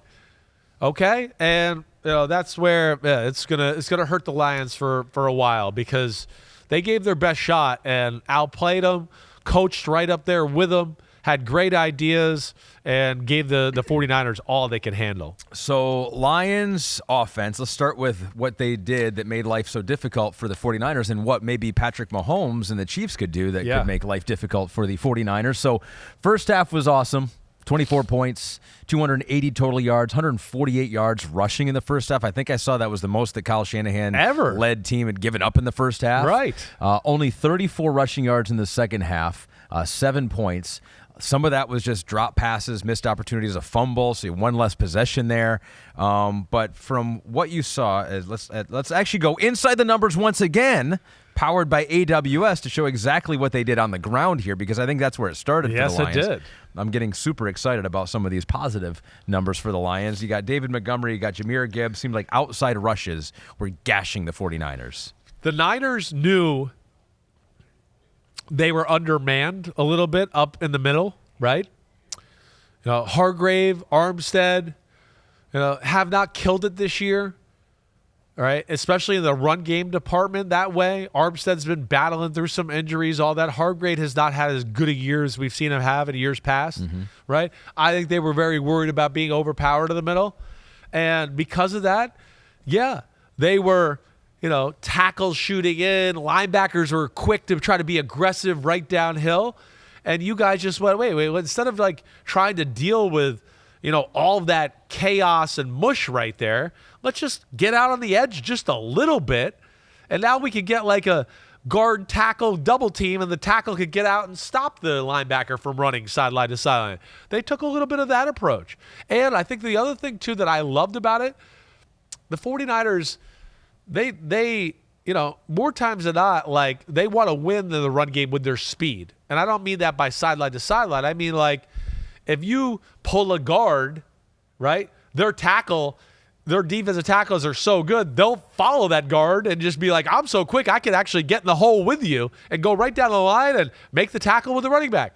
Like, the Lions said, all that. Like, we're not even going to let them do that. We're going to block as a unit. We're not going to pull people. We're kind of just going to mush them because we think we're bigger and more powerful. And they kind of took that kind of running scheme and brought it right to the 49ers and gave them issues, let alone and then got a few good off-tackle runs and whatever else, knowing they're the 49ers, they'll be super aggressive. Oh, here's the reverse to J-Mo, rockets up his ass, touchdown, good little curveballs that way. But brilliant game plan by Ben Johnson on the offensive side of the ball to start the football game. I mean, really throughout, but to start the football game, no doubt about it. So why couldn't they rush as effectively in the second half, don't you think? Well, the 49ers, because the 49ers defense is just not the same, right? You've heard me been saying that the last few weeks. It's not as good as years past. It's not even as close as years past, right? I mean, the first half, I don't even know what the 49ers were doing. I mean, you guys got people open everywhere. I mean, it's everywhere. And it's not just like, oh, it's like he's open by a step. It's like nobody's in the screen, or there's like nobody within 5 yards. I mean, they didn't challenge the Lions. It's kind of like they came out and they're like, let's see how they attack us. Let's play it soft. And so a little bit like we talked about Baltimore or the Chiefs, right? Came out that way, and literally the Lions were just like, we'll do whatever we want. This is great. Right? Second half, the Niners started to go like, wait, we got to start challenging the receivers. We got to start getting in their face a little bit. We might have to play, some more aggressive cover 3. Safety, get down in here in the hole and start helping out in the run game. Tashawn Gibson, strip fumble. That's kind of what happened. Mm-hmm. So they pressed the issue a little bit, let alone you guys are like this close to, like, again, scaring them out of it. Like if Goff hits Laporta on the first drive of the third quarter on the corner route, it's man-to-man. He's got him. It's like, oh, shit, they're going to have the ball at the 5-yard line. They're going to score a touchdown. The game's going to be over. It's over, right? But they just could not make that play. They could have maybe made that play late in the second quarter. 21-7, right? The drive, you go up 24-7.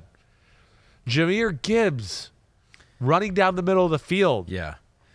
Could have been a touchdown. So I know. appreciate. I think we have that. No. We do have it, and I appreciate this because of all the missed plays and missed opportunities that have been going in my head about the Lions, the drop passes, you forgot the about fumble. this one. I just wanted to. It was not even in my brain. So this is great. We can add another one to the list here. Well, look at this. It's 21-7. You see the coverage again. To my point of what I was just talking about. Look how soft everything is. This is not the 49ers I know. It's really not. Right? So here we got a 4-man rush. Gibbs is off to the right. Like, they know what they got here. Ben Johnson knows it. This is where he's brilliant again. He's going to get Jahmyr Gibbs singled up man-to-man on Fred Warner, basically running right up the middle of the football field. So it's shotgun, Gibbs off to the right, 2 receivers to the right, and then he's got a receiver and Reynolds to the left and Laporta outside of him to the left, right? So no tight end connected. The 49ers, you can see they're playing a 2-deep shell. Only thing you're going is it quarters or is it cover 2? Right? That's the only thing you're worried about. But you kind of know it's one of those two things, right? So go ahead, Pete, to the next picture, right? 4-man rush, pocket's good. It's quarters, right? You know how you know it's quarters, right? The two, they got their 3 linebackers. The 2 guys on the outside go to the flat, right? You could see the corners didn't play the flat. They backed up. So it's quarters, right? It's not cover 2. And then with this route combination and how they do it, right, they send guys somewhat in the area of the safeties. So the safety has to worry about, like, wait, they're running a curl route. It's not exactly in my area, but I can't avoid it. So they're getting a little depth. And now you can see it's Gibbs with Warner one-on-one. More times than not, offenses and the running back of this breaks in or breaks out, right? So Warner's kind of like, okay, I saw this on film a lot. Gibbs is going to break to the right and break to the left, and I just got to break on it.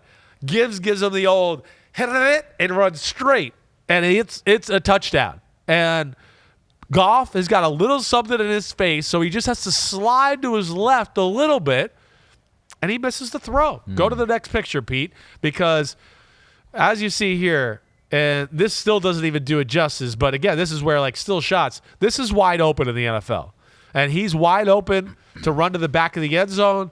Goff moves off his spot a little bit and throws a ball that was kind of just weak and died out inside to where he never gave Gibbs a chance.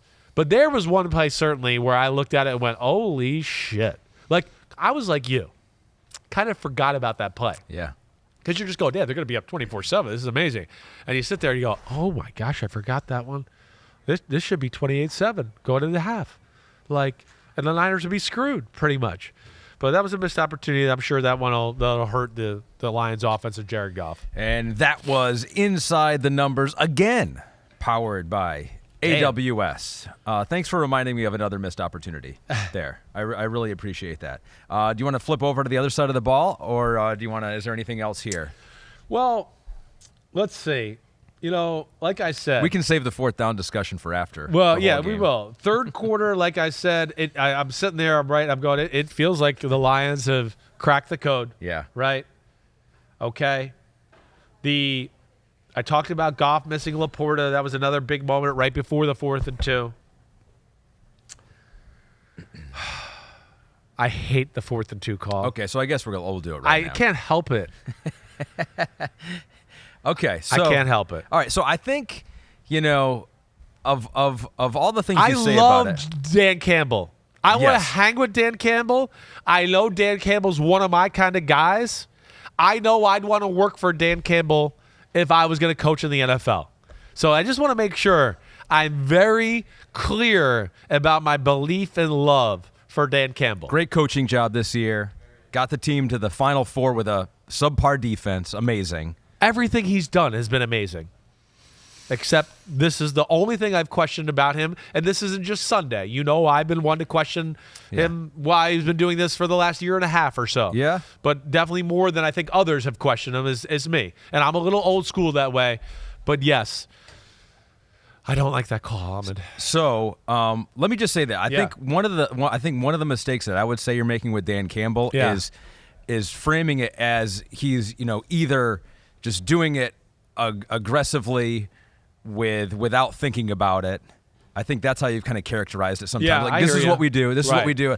Right. He's definitely thinking about it because, at the end of the first half, why did he kick the field goal there, right? Because he thought, I think that probably gives us the best chance to win, you know? And I don't think he's thinking any differently on those other 2 4th downs because I think the argument... No, he's a cerebral guy. This is not just like a meathead who just played football one day and was like, go, we're tough. There's definitely a lot of cerebral in him. I don't want to take that away from him. Because I think some people are framing it as like, oh, this is what they've done all year, so it's like he felt compelled to do it again. No, I truly believe that in those 2 4th down situations in the second half, he felt like gave them a better chance of winning the game. I don't think he thought either one of them I could kick a field goal here, and I think that probably would help us win better, but this is what we do. We go for it. I think he thought going for 4th down because it was like people have compared it to the tush push, right? 4th and short for the Lions was almost like the tush push throughout the year, 80% conversion rate on those. So I do think that you have to talk about the kicker. I hear you. Because people say you got to talk about the context. You have to talk about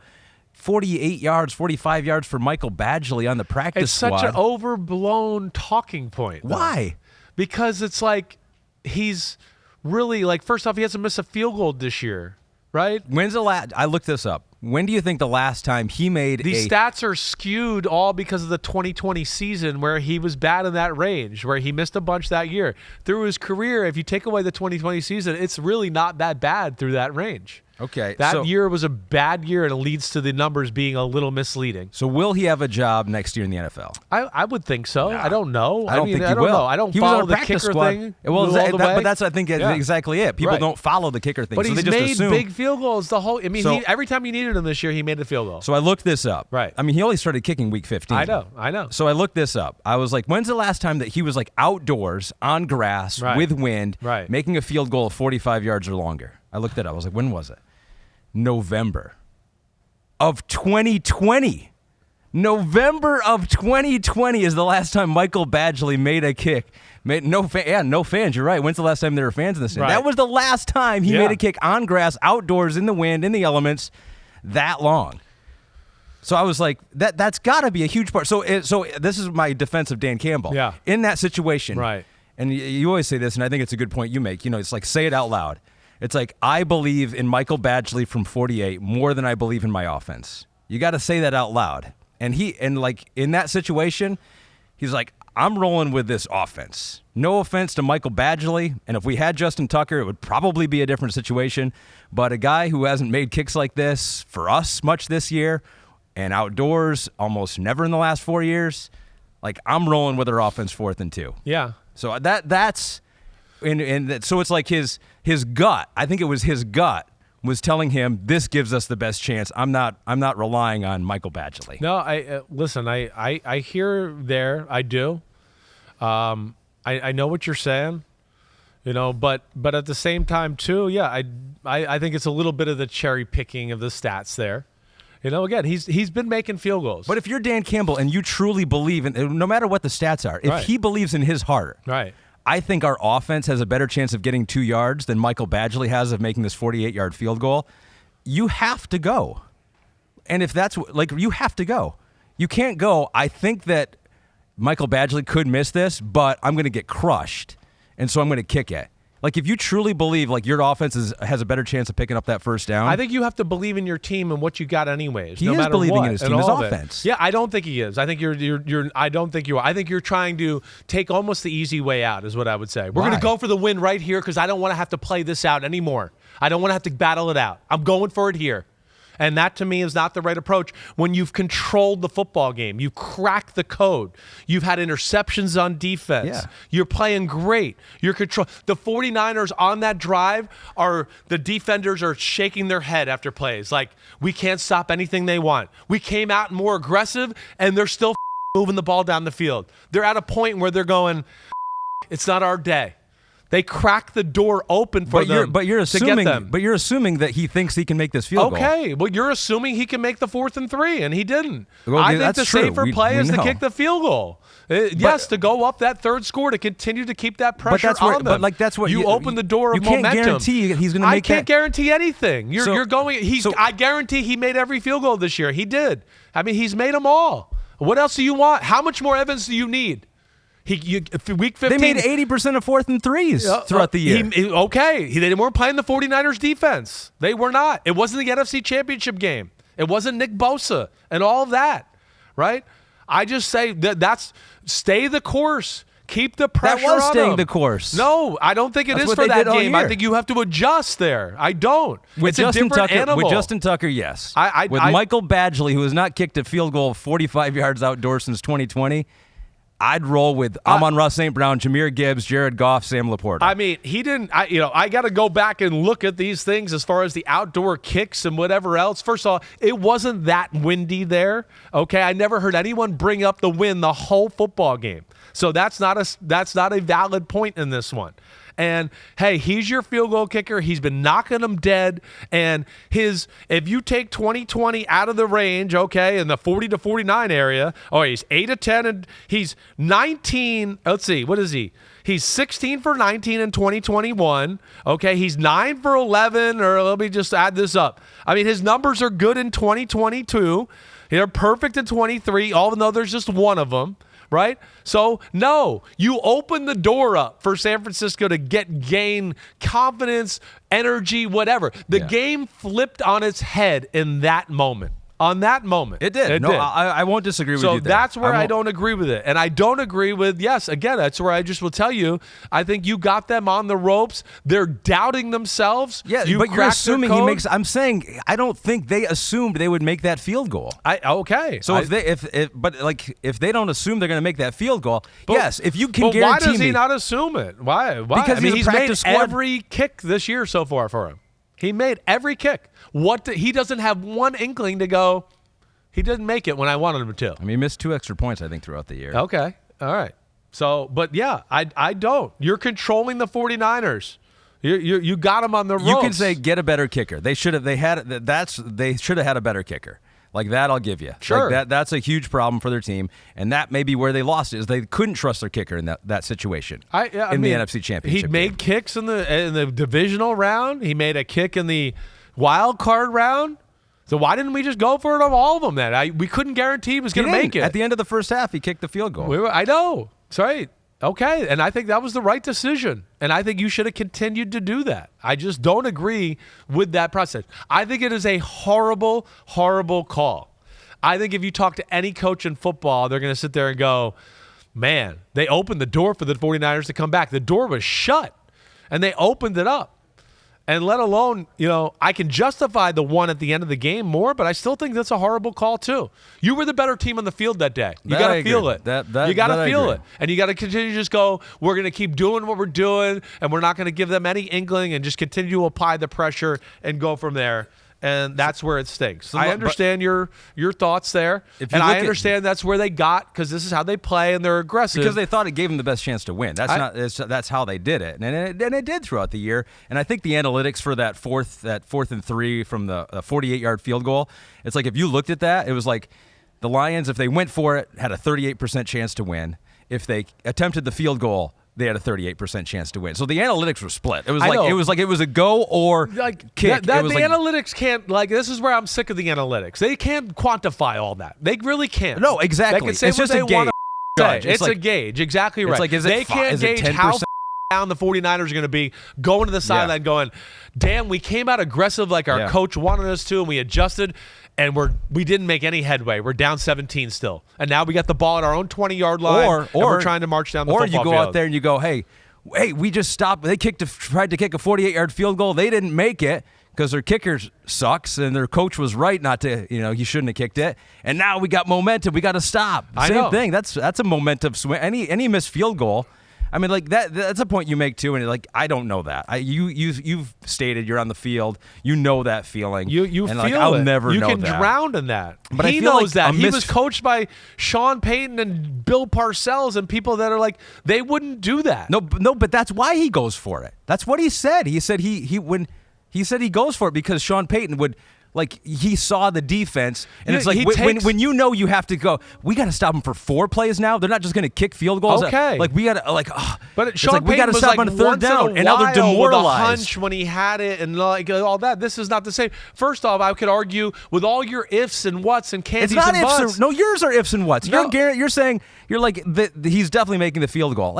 You're guaranteeing Jared Goff will miss the throw, and I made the throw, and I just gave you 7 examples where he missed throws, and he's not guaranteed. Every time he has to move or do anything, he can't hit the throw.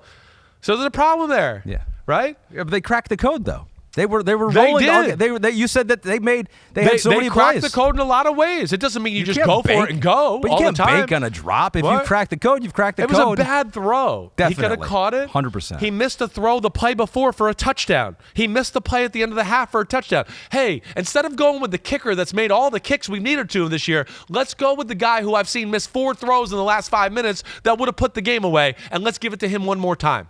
That would be what I'd say. And actually has a history of missing the throws in that moment.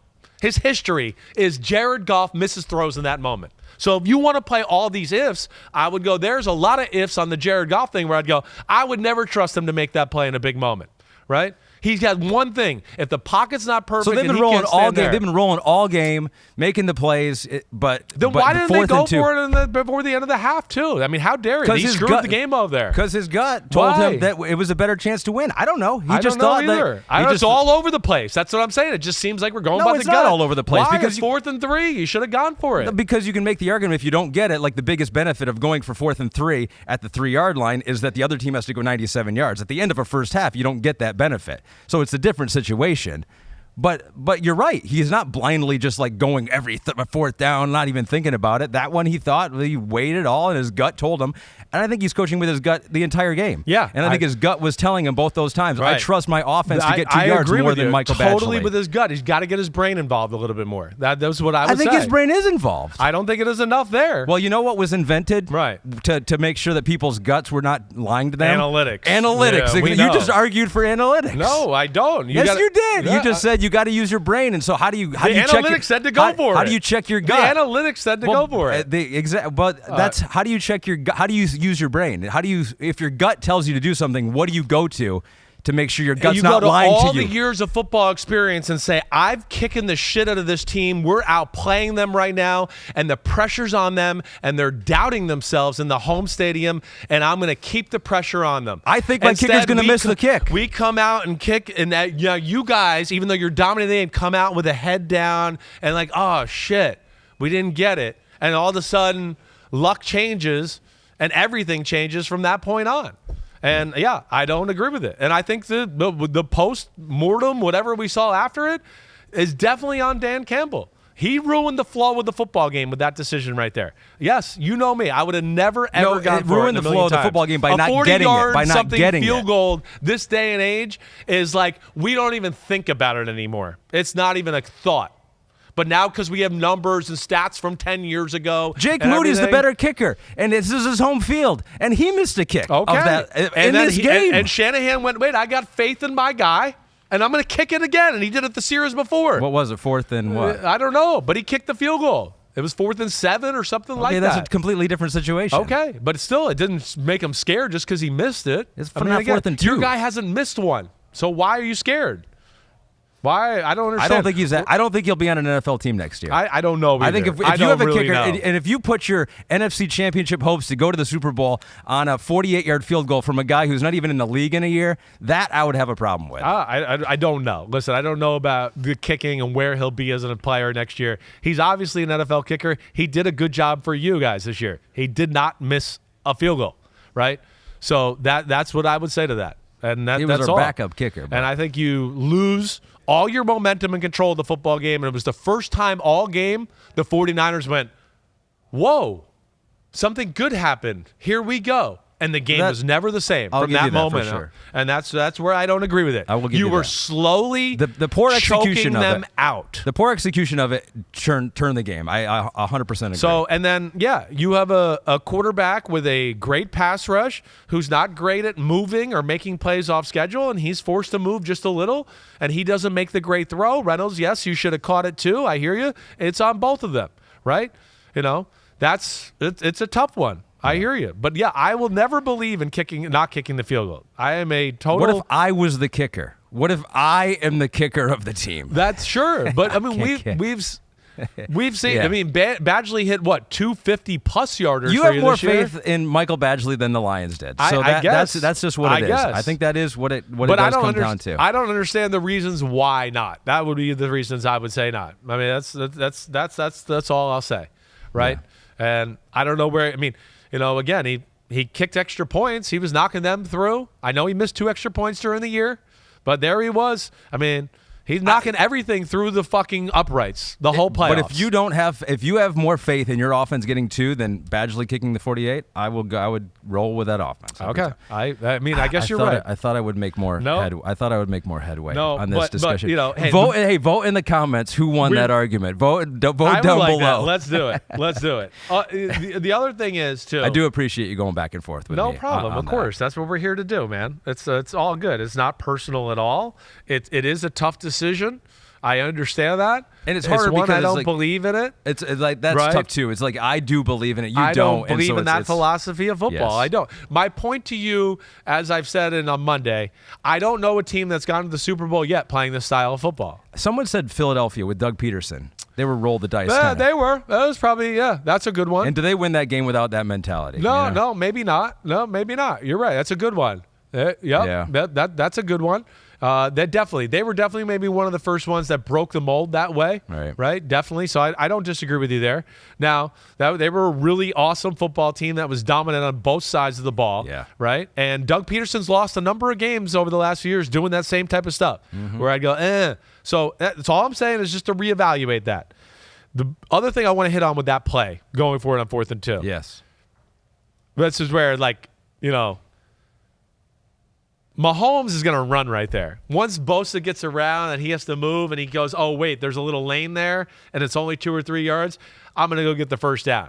And that's where, Goff's inability to move and whatever, but I'm just trying to tie it together with the Chiefs game, and that's where those moments will be a little different this week because, Bosa, on those type of plays, right? Next week, when he's playing the Chiefs, he's going to go, wait, I don't think I can go kamikaze around the edge and try to get the sack because if I miss, he's going to run for the first down. So now they're going to be in the dilemma of wait, do we try to contain him? And now he has all day and do all that. So that's going to be the interesting thing as it pertains to that play and that whole thing right there. Let's flip real quick here to the because we went longer on that one here. That's good. And I saw Terry, who's in charge of the building here, and she goes, well, we have a few people stop. They're like, what are they arguing about? I've never seen this before. They go, we're going to have a big event here. You guys are going to be done by noon, right? I was like, oh, yeah, definitely. And then I didn't anticipate going like that long. Let's go inside. Can we go inside the notebook here for the 49ers O to the Lions D here? And if there's anything else that we missed during this whole discussion, we'll clean it up on Monday. Yes, we will. When we're out in Las Vegas. Yeah. Going inside the notebook shows a Lions cool combo coverage here. So explain what we're seeing here. And as we get into this side of the ball here, Lions D, 49ers O. You thought the Lions D actually did some things that were kind of interesting. No doubt. They did. And I think they had a good feel for how the 49ers like to attack, right? Some of the things we've always talked about. They knew to kind of take away the middle of the field. Obviously, you guys could play some pretty good run defense because you got some big dudes. Liam McNeil, I want to give him a shout-out. Early in the football game, he was unblockable. They couldn't move him. He was phenomenal. And their linebackers, too. Like, holy cow. Did they get better and better as the year went on, for sure. But, yes, right? So, they, I'm sure their breakdown a little bit are when they get in these type of formations, which here we got a bunch to the right. It's Juszczyk, Kittle, and Deebo Samuel to the right in a bunch formation. McCaffrey's all set to the left on Purdy. And then they got Ayuk all by himself to the left, right? They're not a huge, as we've always talked about, throw the ball down the field, outside the numbers type of football team, right? So bring up the drawing one more time, guys, if we can. And what they do is go, when they get in these formations, the backside guy, they basically he runs two routes. He runs a slant or he runs an out route, right? So they played a defense where it looks like you're going to have one of those two things, but they were very cognizant of that's what the 49ers like to do. So Jack Campbell, who's the weak side linebacker, he was, number 46, you'll see, right? He drops to take away the slant, so Purdy can't do that. And then Sutton at the top is kind of playing outside leverage, and he's going to be able to jump the out route if they do that, because that's really the two routes they seem to do the most when there are these kind of formations. So there they got that. But now we got 5 other guys basically to play the bunch and the 3 guys on the right. And that's where they were really good all day. Shanahan's all his creative ways to kind of stretch out zone coverages and stretch it out to find a guy to sit in the middle and get a hole, right? You guys did not allow that and did it in a cool way. This is cover 2 to the front side. But you see you got Chauncey Gardner-Johnson down here low playing corner, right? Because they want to keep an extra run tackling guy down here in case the 49ers run it, right? So it's smart. They're going, Juszczyk and Kittle are there. They still could run the ball. Deebo blocks pretty well. I'd rather not have my corner there. I'd rather have my ass-kicking safety down there, right? So now he does it, drops into the flat to play the cover 2 corner. 29 drops back to play the cover 2 safety. And then I don't even know what Melanfanu, number 6 in the middle of the field's doing. It's kind of like they're playing 3 cloud, I guess you could say, or 3 cloud invert, something like that, where it's kind of like cover 2-ish to that side, but cover 3 everywhere else. But cool coverages to where, you break things like that out. That's tough on guys like Shanahan because he's like, I can't get a feel for how they're playing me or what they're doing all the time, and it's kind of all over the place. And every time I think I got them down and I feel like they're settling down into one thing, they throw another curveball at me or do something, and that's where I really like. They move the ball. As we know, they're a really good offense. It's a great system. He's a phenomenal coach. The quarterback's good. But, it was work the whole day other than throwing the ball up off your guy's face and then catching the ball, which was the most unbelievable moment, and which led me to my moments of you guys were outplaying them. You were the better team, and now you let the door open a little bit, and now luck struck for them too, and it's just and that's where I feel for you, and that's where I don't like the going for it on 4th down. That got rough after that for sure. Arn Agati says about Brock Purdy, love Brock and his mojo in the third quarter. I feel he is rushing his decisions these past 2 weeks versus the calm and composure he had all season. Is it because he was facing a better D-line and Niners O-line is average, or do you feel like it's on him? He's a little off. I think it's a little bit because, hey, it's the playoffs. Defenses are taking a few more chances. They're going, wait, we can't, even though I like to play this defense and we're sound and we know what we do on this, right? They're going, it's Shanahan. He knows what we're doing too, so he's going to come up with something. So I think he's getting a lot of different looks. He's just playing better quality defenses, and I think he's off his game. Again, even though the stats are pretty good and there was a lot of big plays, I think you saw in my notes, there's still some concerning missed throws in the game too, where you just go, damn, I mean, he's open. You got to hit that right there, right? So he's not on his A game all the way, and I think because of the different looks and stuff, usually we come away going like, damn, he read that so quick and like, what a great feel. I think he's like, wait, I'm not sure what this is. So he's a little hesitant to like trust his instincts a few times. And I think that's what happens on his interception. He is a little like, wait, what am I getting exactly here? I'm not sure. And he pats the ball and holds it for an extra second. And a little bit like we talked to the Lamar interception where I go, he should have thrown the ball like a second earlier. But he waited, and Debo gets across the middle of the field too much, and now there's a bunch of bodies there, and it's not open. It becomes an interception. Yeah. Do we have screenshots on that? I thought we did, yeah. Pete, because we have a few screenshots here, so we do have that. We'll pull that up. The interception for Brock Purdy here, and so we can kind of take a little closer look at it. But, yeah, it just seems like it didn't seem like he was throwing it that well at times too. Yeah. But then at the same time, he makes some unbelievable passes outside the numbers, right on the sideline. That's where he made up for it. Yeah. Exactly right. He made up for it missed a few plays where you'd like the machine of Brock Purdy to hit, but he made some plays where he go, hey, nobody's here, nobody's open, and he scrambled and made something happen to keep the chains moving, right? So here we got it. Here's the interception, right? It's trips right.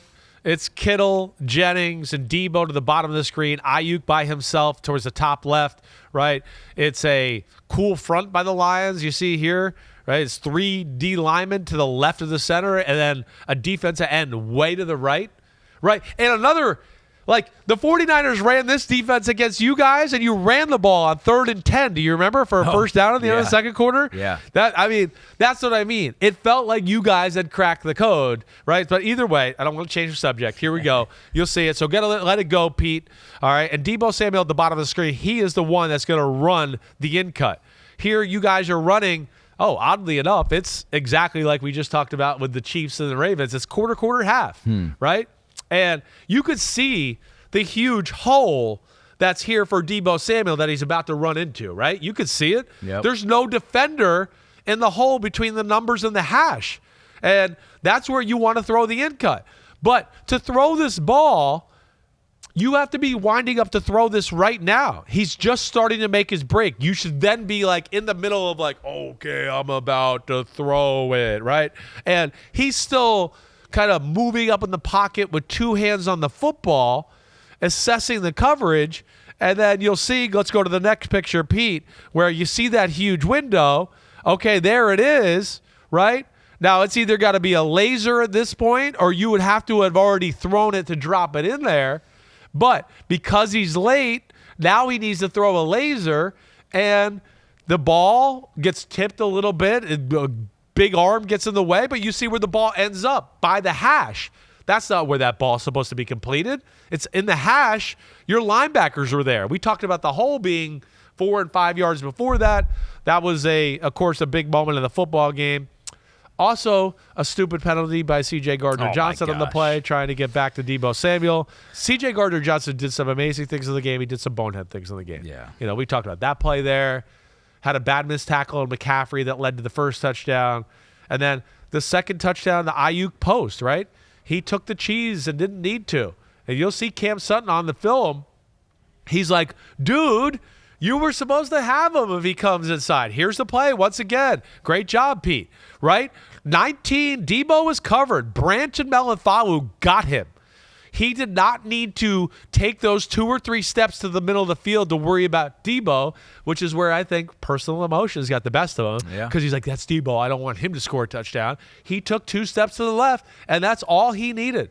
Again, that play, to your, great defensive call. It was the right call. It's just one guy kind of just, left his area, didn't do his job, and that left enough of an opening for Ayuk and Purdy to get it done. There's a debate on Lions Twitter right now. It's like, do we bring him back? Do we not? Like, his attitude is really he really kind of gave the Lions that attitude, that edge early on in the year. But it's stuff like that and the waving goodbye, and it's just like, why do you got to poke the barrel like that? Yes, right. So it's 21-7. The yeah. football gods are watching. Why are you trying to jinx the Lions, right? You know, those are things I don't think Dan Campbell probably loves his edge. Those are probably things he doesn't love. He loves the toughness and all that. I think you want C.J. Gardner-Johnson back. I think so, too. I think he's a hell of a football player. We need talent back there. Yeah, you need some other guys, and I think that edge and chippiness, listen, he's quite the weapon. You know, he's like a linebacker who plays or a safety that plays linebacker, or a linebacker who plays safety, whatever way you want to say it. But it's rare to have a guy that can be down in the box, be that physical and that good, and then he's pretty good in space too. Mm-hmm. You know, so I would keep him if I were the Lions. Just try to get him to, you know, limit those emotional things every now and then. I think we probably have to wrap this up. Yeah. Is there another headline or one more thing from the 49ers offense? You said that they didn't necessarily ever crack the code, but they just made enough plays. They got to they scored every time in the second half, too. So it's like, that's credit to them for not cracking the code, and it was hard, but they still scored every time. They scored every time, and the fumble, the short field, right? But again, never felt like it was like, oh, we gashed them. They've cracked it, right? It was always like, okay, good play, all right, good little run. Good scramble. But good scramble, right? But it was never like some weeks where we've come in here and be like, oh, there's people open everywhere. I mean, McCaffrey's catching the ball. He's falling down. He's standing up. There's still nobody in the screen, right? Yeah. There was none of that. That's for sure. There was none of that.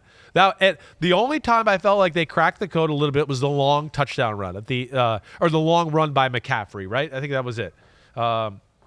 He had the big run, and that was because that was one of the few times where I felt like you guys were like, damn, they're kind of moving the ball slow. Let's take a chance and blitz and see if we can get them behind the chains. You guys played a 4-down front. You blitzed, and that's why it's scary to blitz good running teams because, oh, no, they have this run called.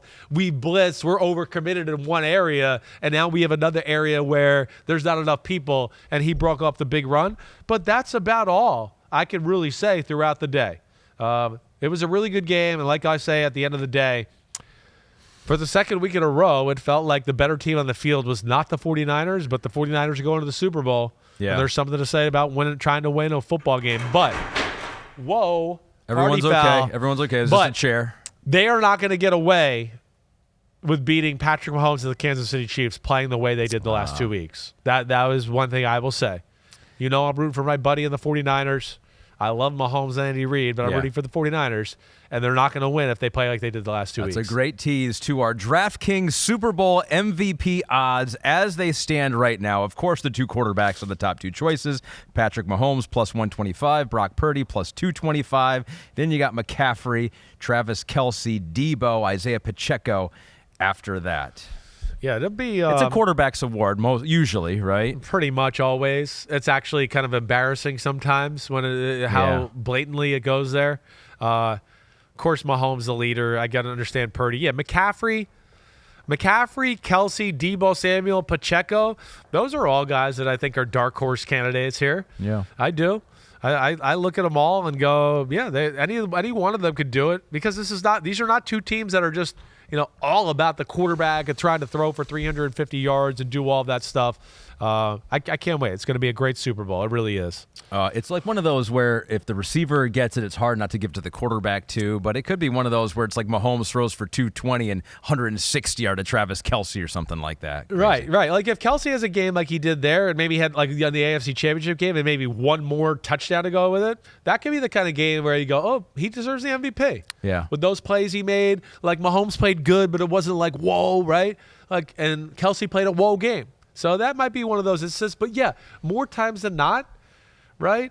I mean, like, I don't always understand it. Like, Matthew Stafford not winning the MVP the year he did it. He was clutch as hell. He brought them down by 10 in the fourth quarter. Yeah. And they beat the Bengals. And he's throwing no-look dimes, and he's got injured receiver. I know Cooper Kupp had a really good game, but, you know, he doesn't get the MVP, Stafford. And then I got other games like you've heard me kind of talk about before. I mean, Brady won the MVP for the 145 yards passing. He had 98 yards passing going into the last drive of the game. He won the MVP over the Patriots defense who had a pick six and stopped Kurt Warner and that, right? For his leadership. Or Eli Manning getting it in the first Super Bowl win over the Patriots. Like the second one, no doubt about it, he deserves the MVP. The first one, it was the greatest offense we saw in the history of football. They scored 10 points. Like Strahan and Justin Tuck were in the backfield with Brady the whole game, right? I know Eli had the clutch drive and all that, but yeah, I didn't think that was worthy of MVP. But quarterback, that kind of happened. So it's a little weird that way. I feel like if one quarterback would get screwed over in that one and this one, it would be Purdy. Right? Purdy can have a good day, but if McCaffrey or Debo go off, I feel like the voters would be like, well, he's not a superstar quarterback, so we'll give it to the other guys. Agreed. I could see him getting screwed over that way. DraftKings Sportsbook is an official sports betting partner of the NFL, and for Super Bowl 58, new customers can bet $5 and win $200 in bonus bets instantly. Download the app and use the promo code UNBUTTON when you signed up. DraftKings Sportsbook, the crown is yours. See, that's what I like, because we can go back and forth with fourth down. Should they go? Should they kick? But in the end, we come together for a promo read in DraftKings. I think that just shows the kind of relationship that we have. Our relationship, there's nothing that's going to break our relationship up. I mean, maybe other than me questioning Dan Campbell and the Lions. But other than that, I think we're good. I mean, it's the only time I've ever seen you get mad at me before. Yeah. We're almost done, Terry. Yeah. We're almost done. Yeah. All right. They're ready to go. NBC is like, we got other shit to do here in this huge entertainment area other than listen to your podcast. Last thing on the way out, what I'm shocked with, I was just thinking as I'm watching, like the NFC was crazy this year. Crazy. Right? I don't know if you saw the little line I wrote at like the top of one of the pages. Oh, yes, where I did. I don't remember a year in any conference where the playoffs were so even, right? I think you would vouch for me, and I think Pete could probably bring it, like playoff picks and things like that. I've usually thrived. Like I go through years where I go 12-1, 12-1, 11-2. I'm not very good this year. And a lot of it is, it's like things are so, I don't remember a year where going, a wild card team Rams could have gone to the Super Bowl. Yeah. Right? And you guys barely beat them and then barely beat the Bucs and then But the Lions could have gone to the Super Bowl. Exactly. Yeah. That's it's crazy. I don't remember a year of going literally as I look at it going, I think every team in the playoffs in the NFC could have won the Super Bowl except the Eagles. Right? It's just like they were all there to be had. We've seen the 49ers. They're not peaking right now. They're not playing their best football. There's issues to where they came back to the pack. I never remember a year where it being, I don't remember me ever going to a divisional round weekend so much as last week going, I mean, I know I picked this team, but I don't feel confident about it. It's literally a coin flip. Like it was more this year than ever before. It's been a crazy year, and I guess that's going to lead us to a crazy Super Bowl. And I'll see you in Vegas. See you in Vegas, baby. Vegas, baby. I know. I wish you were staying longer. I know. But hey, you know where to find us. Monday, it will be me and Ahmed in Vegas, okay? Ask me anything. Bring out your best stuff. It's going to be a great week. I wish Ahmed was staying longer. We would have lots of drinking and debauchery and lots of fun to have fun there in Las Vegas. But full week, look at NBC Sports. Florio and I will be on all week. Chris Simms Unbuttoned will continue to go on from Vegas. Ahmed will be there with me on Monday. Please send in questions, anything you want me to dissect. I'm going to continue to dissect the breakdown of this football game, give you a few other angles to look at as far as the game on Monday. Hope everybody enjoyed the pod. Have a great weekend of no football. It kind of sucks. I don't know what I'm going to do with myself, but I'll figure out a way to survive. All right, everybody. Peace out. Clap it up. Clap it up.